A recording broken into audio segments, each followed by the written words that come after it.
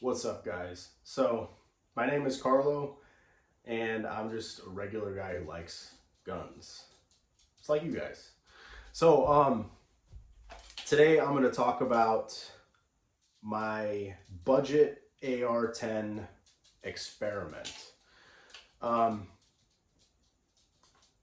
so, this is the Palmetto State Armory AR-10 chambered in 308. So it's got the 18-inch stainless steel barrel, and there's a couple more things on this thing that I'll tell you guys about, but I didn't want to spend a lot of money on an AR-10, and I also didn't want to buy a complete piece of junk. So that led me down the rabbit hole of picking Palmetto State Armory. And as you guys might know, there's a ton of videos out there talking about the quality or lack thereof of the Palmetto State Armory ARs. So as I understand, some people have issues with them. A lot of people have no issues at all. And I think more commonly you'll hear about issues happening in, 300 blackout, things that are more sensitive with gassing and that type of thing as it relates to cycling properly. But so I took it to the range today and had a good time with it. But first, before I show you guys that, I will tell you what is on here, what I threw on here. So I stuck with the budget theme, and with a budget AR rifle, I decided to outfit it with a bunch of things from Amazon. So the sling here is just a CV Life brand sling. I'll have to double check on this again, but I think this was like 15 bucks plus tax. Just little, stretch cord on each sides where it attaches. Pretty simple setup there. And the stock that comes with the Palmetto State Armory AR-10 actually doesn't have the compatible attachment for the back. So I had to order this separate so I can attach the back end. So very budget there for you. Anyway, so $15 for the dang sling. CV Life brand bipod. Extends out, adjustable, different heights. Pretty useful. Even if you're just setting it down on the table, you don't have to lay it on its side, The bipod, I believe, was 30 bucks, so super budget. So far, not breaking the bank. There are a lot of people out there who spend like $2,000, $3,000 just for the gun alone, and then another like $1,500 for the rest of the setup. But I don't know about you guys, but I don't have unlimited money to buy a dang AR-10, excuse me. AR-15 will be the next budget project, and I'll show you guys how that goes, whether it's a complete fail or if it works out. I'll let you guys know. Today was my first range day with this thing, and I have no complaints. So anyway, got the bipod, got the sling, and then for an optic, I went with the Sig Sauer Romeo 5. So on Amazon, I think that runs you about 130 plus tax. It's not, I didn't want to completely cheap out on on the optic, getting a red dot that's 50 bucks, 60 bucks, 70 bucks. You're gonna get something that doesn't hold zero. You'll zero it, shoot it a few times, it'll be off within like 5 shots. Tons of videos out there that'll prove that. Anyway, so pretty cheap red dot, 130 bucks, not terrible. Maybe I can show you guys what that looks like through the lens.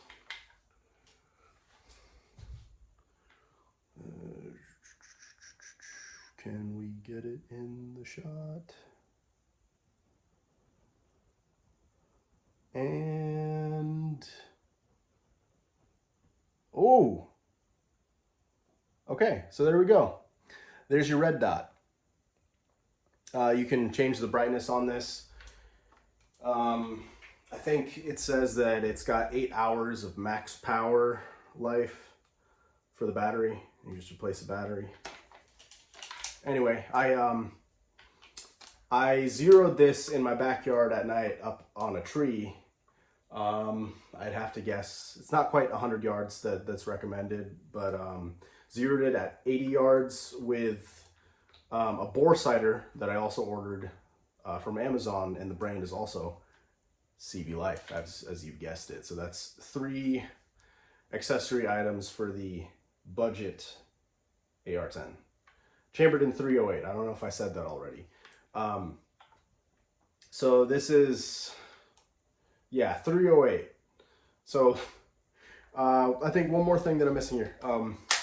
Backup 45-degree iron sights that flip up.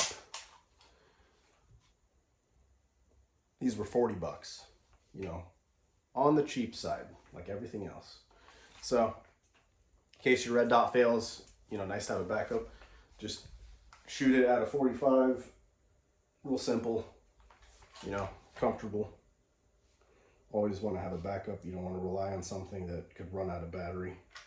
Anyway, so now let's talk about the range day and how this thing shot. So obviously we're not checking for extreme accuracy when we're shooting with a red dot. It's gonna, you know, you're gonna care about accuracy somewhat, but you know, we're not checking a scope like we're hunting for game or anything like that. So in my opinion, this thing's accurate. And other thing notable about range day is that when you have an AR chambered in 308, if you've ever shot 308, you know that that is a very hefty and stout cartridge. Tons of recoil, tons of sound. In my opinion, I mean, my shoulder still hurts right now. It still hurts. My arm and my shoulder hurt. And yeah, I didn't put very many rounds through it. I think today I have something like between 45 and 50 rounds through the AR, and my shoulder's killing me. So tons of recoil. Reacquiring your target is not the simplest thing ever. I imagine that it's not the same thing as, you know, shooting an AR-15. This is, you know, this is my first AR. I'm a pistol guy. I like striker fire. I like DASA. You know, this is me getting into ARs and rifles here. You know, a bit of a change for me. But yeah, the recoil and reacquiring your target, I don't think rapid fire is really the goal of an AR-10, and I don't think it should be, because you're not going to be able to get many rounds downrange at your target with that much recoil throwing you off. I think if you're trying to do that, probably go with an AR-15, 5.56, 223, you know.